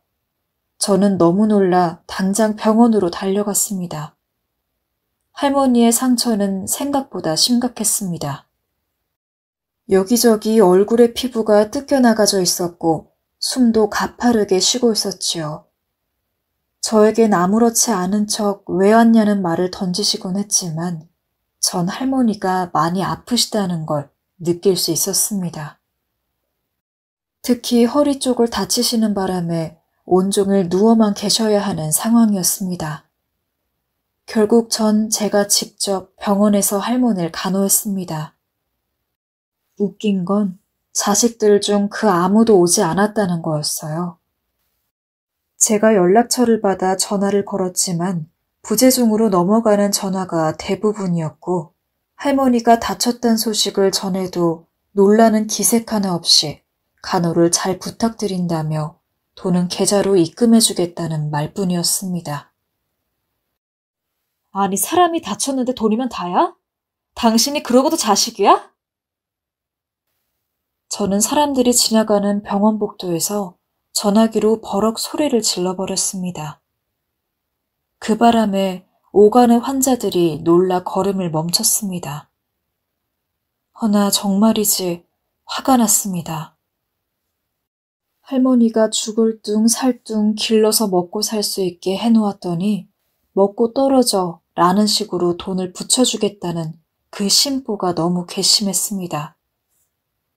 오죽하면 할머니도 나에게 연락하라고 했을까 싶었죠. 하지만 할머니에겐 이건 사실 그대로 말할 수 없어 자식들이 많이 바쁘다는 말로 둘러대야 했지요. 할머니는 퇴원을 하고 집에 가면서도 그리 아프면서도 제가 돈을 쓰게 한 게 미안한지 연신 미안하단 말을 반복하셨습니다. 그리고 허리가 나으면 꼭 갚겠다는 말도 하셨죠. 하지만 저는 할머니가 다친 것도 할머니 자식들이 그 모양인 것도 속상해 평소 성미대로 버럭 소리를 지르고 말았습니다. 무슨 그런 생각을 해요. 나올 생각만 해야지. 집 가면 무조건 그냥 꼼짝 말고 누워있어야 해요. 힘들어도 어쩔 수가 없어. 그렇게 해야 나아요. 돈 얘기는 앞으로 하지 말고.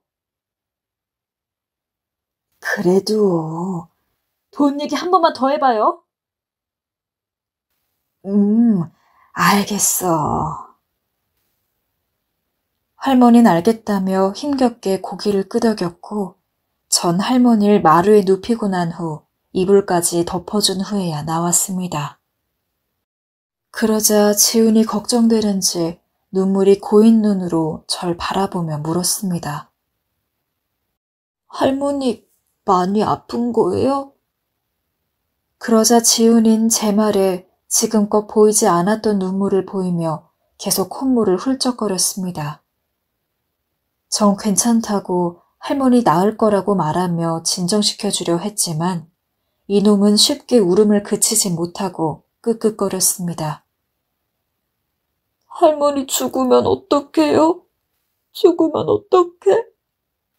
난 혼자인데 어떡해요? 임마, 할머니가 죽긴 왜 죽어? 안 죽어. 그런 말 하는 거 아니야. 온 건 아이였지만 당황한 건 제 쪽이었습니다. 처음 보는 지훈이의 눈물에 당황해 어째야 할지 몰랐고 머리를 벅벅 긁다 이내 지훈이를 달래기 위해 밥을 먹이기로 했습니다. 저는 지훈이의 밥에 반찬을 많이 얹어주며 할머니 괜찮아질 거니 걱정하지 말라는 말을 했고 지훈이는 정말 그 말을 믿는다는 듯 고개를 끄덕였습니다. 그리고 전 늘 무뚝뚝하고 강한 모습만 보이려 했던 놈이 우는 모습을 보니 마음이 좋지 않았습니다. 내심 할머니를 많이 생각했구나 싶어 짠하기도 했지요. 그 뒤부터 저는 거의 그 집에서 살게 되었어요.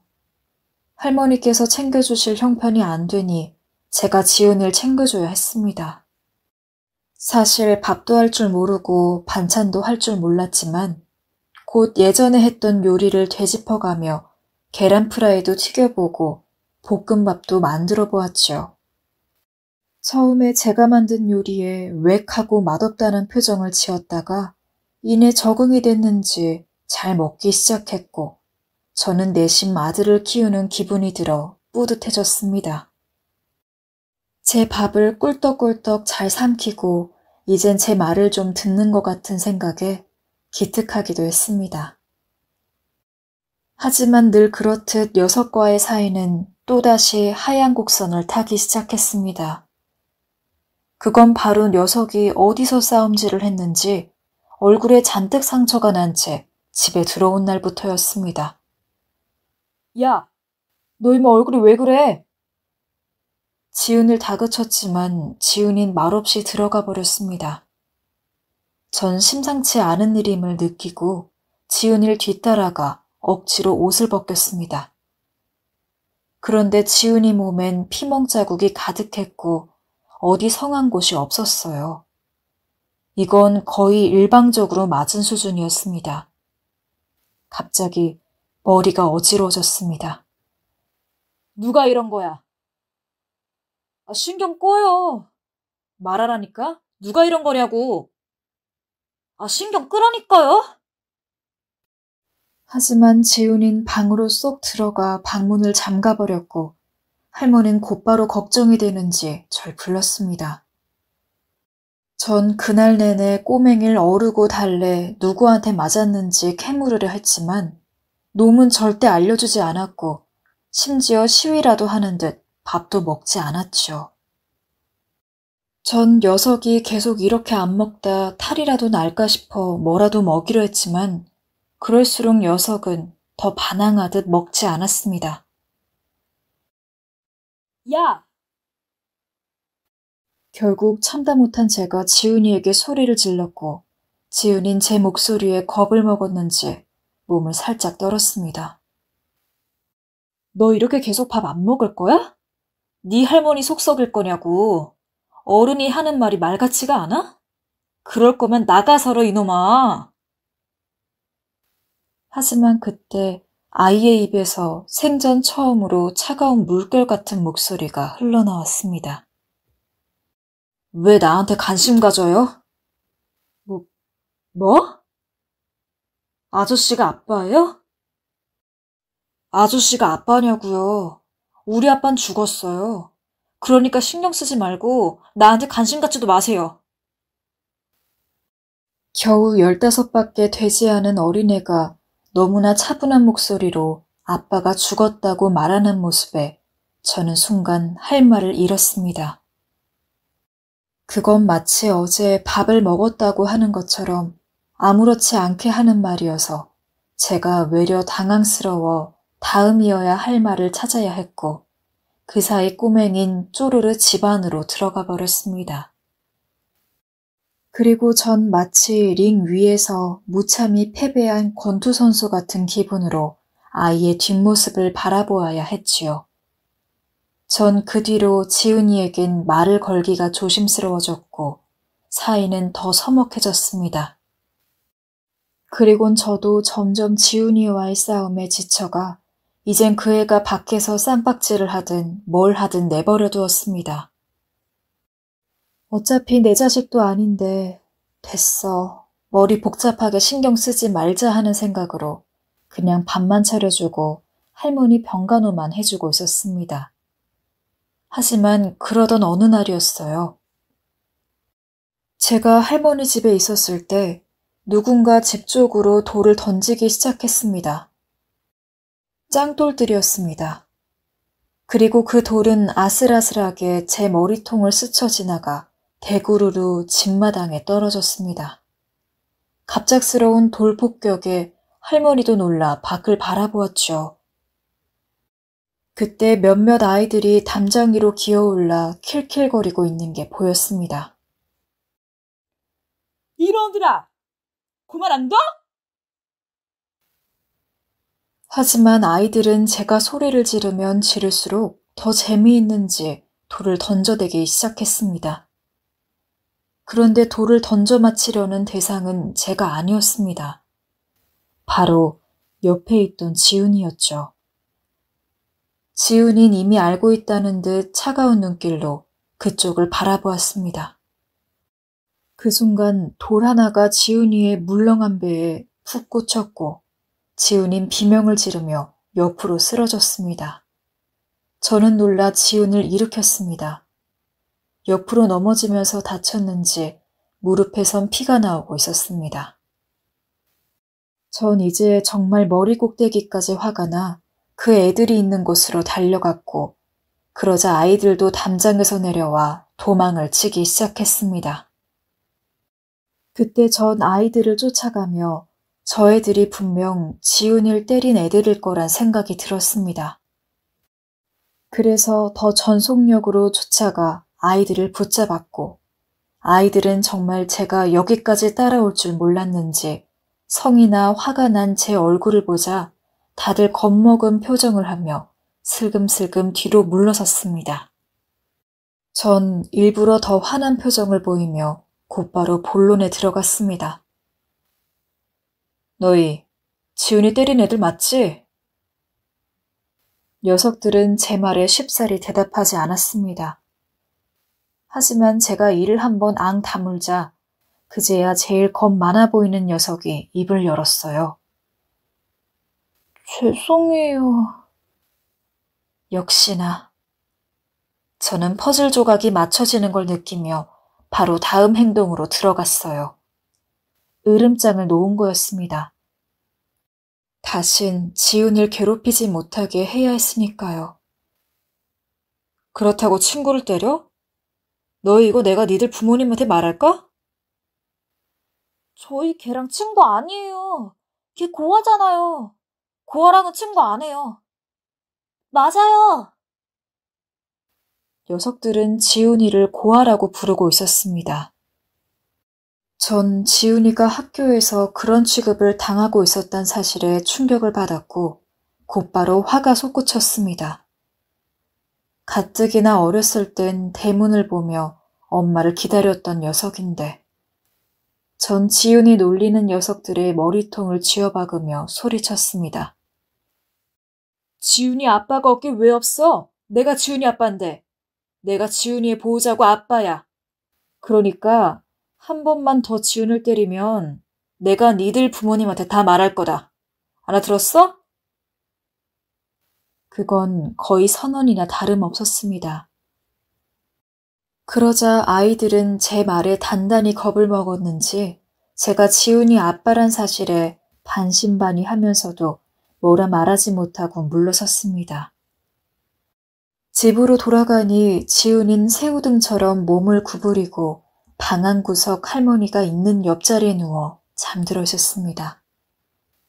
전 그런 지훈을 보며 주저앉듯 앉아 한참 녀석의 모습을 바라보았습니다. 녀석은 상처 입은 얼굴로 새근새근 숨을 쉬고 있었고 그 모습은 제가 알던 어렸을 적 지훈이의 모습 같았습니다. 그래서 저도 모르게 저는 지훈이의 머리를 쓰다듬었고 지훈이가 겪었을 고통을 잠시 생각했습니다. 그리고 그 고통은 어느새 저를 유년 시절의 기억의 안개 속으로 데려갔습니다. 너무나 희미한 안개 속으로, 이젠 잘 생각나지도 않는 대화 속으로요. 아빠, 엄마는 언제 와요? 엄마 얘기 그만하라니까. 애들이 놀린단 말이에요. 엄마는 언제 오냐고요. 그만 네 방에 들어가라고. 저 역시 어렸을 적 아빠의 뒷꽁무니를 졸졸 쫓아다니며 엄마가 언제 오냐고 질리도록 물었습니다. 엄마 없는 애란 꼬리표가 싫어서, 엄마가 때론 그리워서, 여러 이유들로요. 아빠가 어느 날은 매를 들었는데도 포기하는 법이 없었습니다. 마치 엄마의 중독된 병에라도 걸린 것처럼요. 그때 전 이런 생각이 들었습니다. 지은이도 이런 마음이었을까? 그래서 대문을 바라보았을까? 그래서 부모 있는 친구들에게 욕을 하고 달아났을까? 지훈이에게 있어야 할 보호자가 없단 사실. 그건 어린아이에게 너무나 큰 결핍이고 상처였습니다. 하지만 그걸 제대로 헤아려주고 보듬어주는 사람이 없었고, 그래서 아이는 대문을 바라보아야만 했을 것이었습니다. 그 모든 조각들이 맞춰지자 저는 순간 저도 모르게 눈물이 솟구쳐 주체할 수 없을 정도로 흐르기 시작했습니다. 전 눈물을 들키지 않기 위해 서둘러 방 밖으로 나왔어요. 그리고 뜨거운 눈물이 제 무릎으로 흙바닥 위로 떨어지는 걸 지켜보았습니다. 저는 그날 새근새근 잠든 지훈이의 깊은 눈가와 결이 고운 살결을 어루만지며 다짐했습니다. 내가 이제 너의 보호자가 되어주겠다고. 내가 너의 아빠가 되어주겠다고요. 저는 우선 일을 더 열심히 하기 시작했습니다. 자식을 먹여 살리려면 돈이 필요하니까요. 마음을 다시 새로 잡고 이번에야말로 더 진실한 노력을 기울이게 되었습니다. 제 기술들을 다시 정돈해 나갔고 믿을 만한 사람들을 만났습니다. 예전과 달리 하루하루가 더 의미 있게 변하고 있었고 저도 그걸 느끼고 있었습니다. 그러다 보니 저는 차곡차곡 돈을 모아갔고 시골을 떠나 서울에서 다시 자리를 잡을 여력이 생겼지요. 도피의 일환으로 시골에 내려온 거였지만 이젠 도피를 그만둬야겠단 결심이 섰기 때문이었습니다. 하지만 마지막으로 시골을 떠나 서울로 가는 날, 저는 짐 정리를 하면서까지도 저는 쉽게 발걸음이 떨어지지 않았습니다. 그놈의 정이 뭐라고, 할머니의 쪼글쪼글한 눈가와 지은이의 새하얀 웃음이 너무 그리울 것 같았습니다. 하지만 그래도 갈 사람은 가야 한다는 생각으로 짐을 쌌죠. 그 무렵 갑자기 똑똑하는 문소리가 들렸습니다. 뒤돌아보니 녀석이었어요. 녀석은 할머니가 전해주라고 했다며 도시락 통 하나를 건넸습니다. 통 안엔 제가 좋아하는 설탕 묻힌 토마토와 누룽지가 정갈하게 놓여 있었습니다. 하지만 전 할머니의 칼질과 다른 삐뚤빼뚤하게 잘린 토마토 모양에서 녀석이 직접 만든 거라는 걸 알 수 있었습니다. 전 눈물이 핑 도는 걸 참으며 당당하게 말했습니다. 고맙다. 잘 먹으마.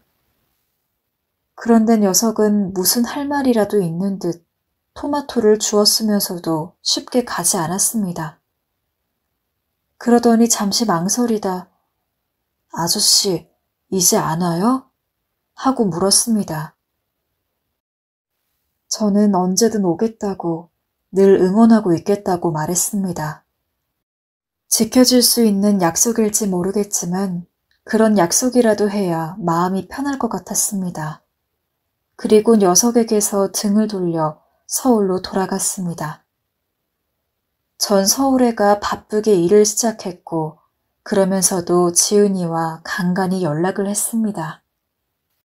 다행히 녀석은 할머니를 호강시켜 드리고 싶다며 공부를 열심히 한다고 했고 속을 썩이지 않는 듯 했습니다. 저는 그것만으로 호강시켜 드리는 거라며 칭찬을 해주곤 했고요. 지훈이와 저의 대화는 딱히 특별할 것도 특이할 것도 없었지만 저는 늘 지훈이와의 전화통화가 기다려졌고 또 금세 그리워졌습니다. 제 사업도 점점 잘 풀리기 시작했습니다. 많은 거래처분들이 저희 회사를 믿어주기 시작했고 투자도 원활하게 이루어졌습니다.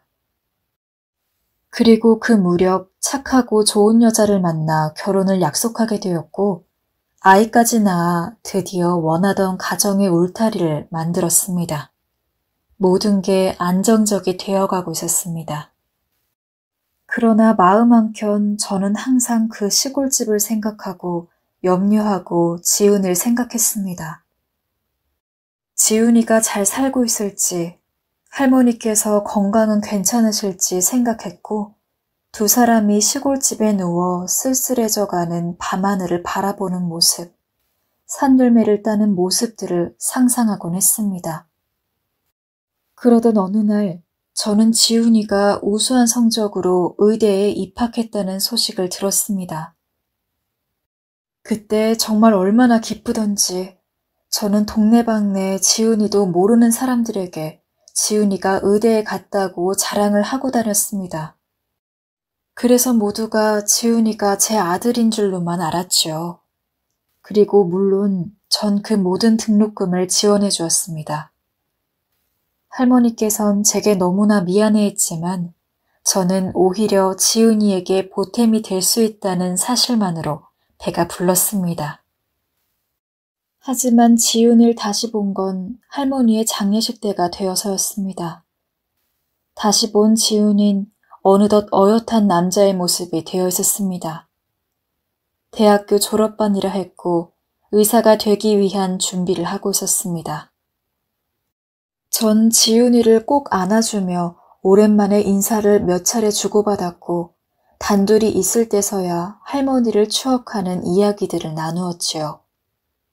지훈이는 할머니께서 제 얘기를 많이 하셨다 했고 은인 같은 사람이라고 했습니다.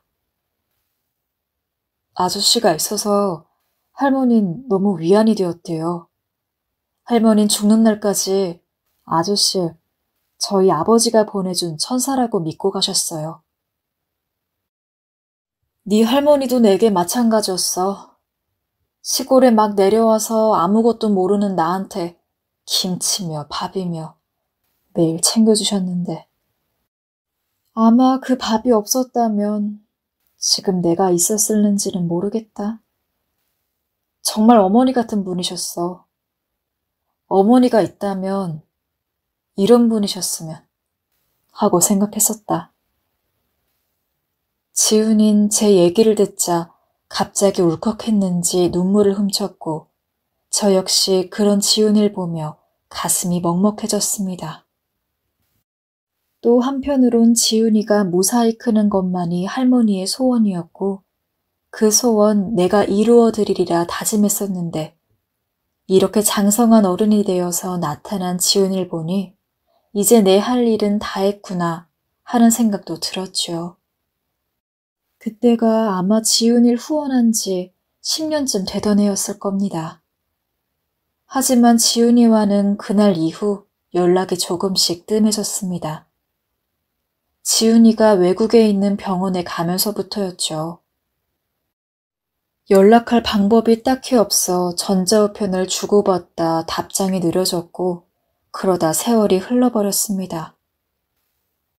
어느덧 제 나이는 50 중반을 넘어가고 있었고 그저 노년을 준비하기 위해 제 자식들에게 뭐라도 하나 더 물려주기 위해 뭘 하는지도 모르는 제 무언가를 열심히 하고 있었죠.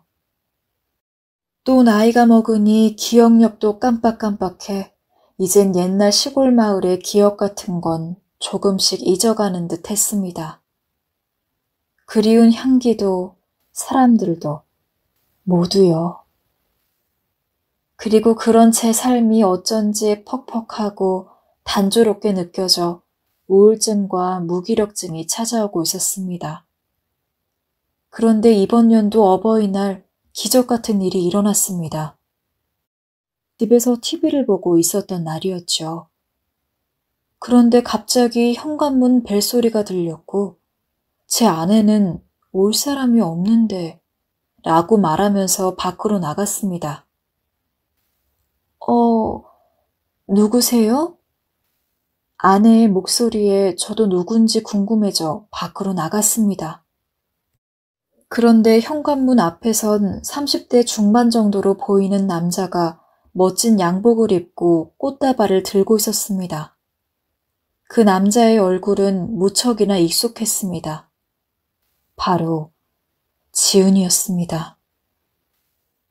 저는 할머니의 장례식 이후론 지은이와 종종 연락을 했을 뿐 한 번도 지은이를 본 적이 없었습니다. 그래서 헷갈렸지만 제 시야에 온전히 지은이가 담기자 바로 알아볼 수 있었지요.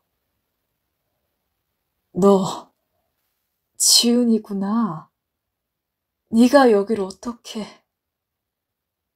안녕하세요. 지훈인 어버이날이라 왔다는 말과 함께 제게 꽃다발 하나를 내밀었습니다. 그리곤 우연히 이메일 주소로 아저씨에게 편지를 보냈는데 아들분이 이메일 주소를 쓰고 계셨다고, 그래서 답장을 대신 받았고 아저씨 주소를 물었더니 알려주셔서 올 수 있었다고 말했습니다. 저는 이런 기적 같은 우연에 놀란 얼굴을 감추지 못하고 너무 반가운 마음에 어서 들어오라며 거실로 지훈이를 이끌었습니다. 전 먼저 아내에게 제가 늘 얘기했던 그 아이라고 지훈이를 소개시켜 주었고 안 사람도 얘기로만 듣던 지훈이를 실제로 만나니 참으로 좋아했습니다. 지훈이는 외국 병원에서 일하고 있다가 가족들과 함께 있기 위해 작년도에 한국에 들어왔다고 했고 아이 2명을 낳고 살고 있다고 했습니다. 그리고 가운을 입은 사진을 보여주며 흉부외과 의사가 되었다고 했지요. 저는 제가 후원했던 지훈이가 정말 이렇게 번듯한 의사가 되어 있는 걸 보고 왠지 모르게 너무나 가슴이 뭉클해졌습니다. 하지만 저를 울게 했던 건 식사가 끝나갈 무렵 지훈이가 조용히 미소 지으며 건넨 편지 때문이었습니다. 그 편지엔 지훈이다운 바른 글씨체로 적힌 그 편지엔 제가 알지 못했던 어떤 날의 뒷이야기가 적혀 있었죠. 저 그날 아저씨 뒤에 있었어요. 아저씨가 친구들 불러서 혼내고 있던 날 말이에요. 저 그날 아저씨 뒤에 숨어서 다 지켜보고 있었습니다. 그날 절 대신에 제 아버지를 해주신 거 정말 감사드립니다. 한 번쯤 꼭 말씀드리고 싶었는데 부끄러운 마음에 하지 못했습니다. 전 학창시절 내내 아저씨 덕분에 편하게 공부를 할 수 있었고 대학에도 갈 수 있었습니다. 아저씨 덕분에 저는 꿈을 이룰 수 있었고 또 아저씨처럼 다른 사람을 돕겠다는 마음도 가질 수 있었습니다. 아저씨는 항상 제 인생에 있어 하나밖에 없는 영웅이셨고 무엇이든 하시는 슈퍼맨이셨습니다. 그리고 마지막으로 아버지였습니다. 마음속으론 아버지라고 항상 불러보고 싶었어요. 아버지, 감사합니다. 절 키워주시고 사랑해주셔서 감사합니다. 그리고 지훈이는 통장을 하나 건넸습니다. 지훈이가 건넨 통장엔 제가 지훈을 후원했던 액수보다 훨씬 많은 금액이 적혀 있었습니다. 지훈이의 마음이고 성이었습니다. 저는 편지를 품에 안고 아무 말 없이 눈물을 뚝뚝 흘리며 그 시절의 지훈이를 떠올렸습니다. 색이 발에 희미해져 있을 줄 알았던 그 옛날의 모습들은 단 하나도 잊히지 않고 제 마음속에 빼곡하게 담겨 있었습니다. 그것들은 다신 돌아갈 수 없는 시간이고 세월이고 흔적이었으며 너무나 소중한 시간이었습니다. 또 지훈이와 할머니와 함께 보냈던 시골집은 삶이 낱낱이 찢겨지고 해체되어 패배자로 남겨진 곳에서 절 다시 살게 해주었고 일어나게 해준 곳이었습니다. 누군가의 보호자가 된다는 것을 알게 해준 곳이었고 다시 일어서는 방법을 깨닫게 해준 곳이었습니다. 전 그날들을 떠올리며 편지를 꼭 끌어안았고 지훈인 그런 제 마음을 아는지 조용히 절 끌어안았습니다.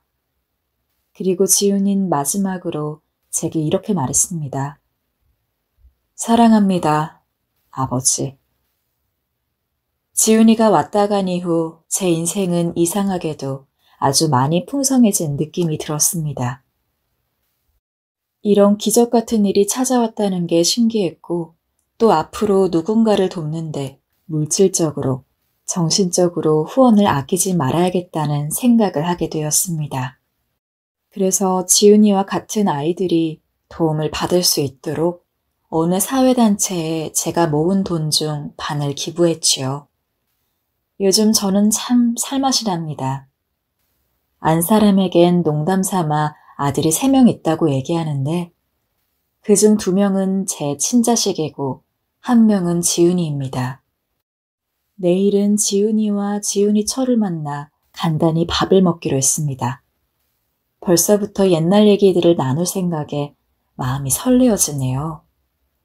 제 기적 같은 이야기는 여기까지입니다. 여러분들에게도 과거의 소중한 인연을 다시 만난 날이 오시길 간절히, 아주 간절히 바랍니다. 항상 좋은 일만 가득하길 기도하고 있겠습니다. 감기 모두 조심하세요.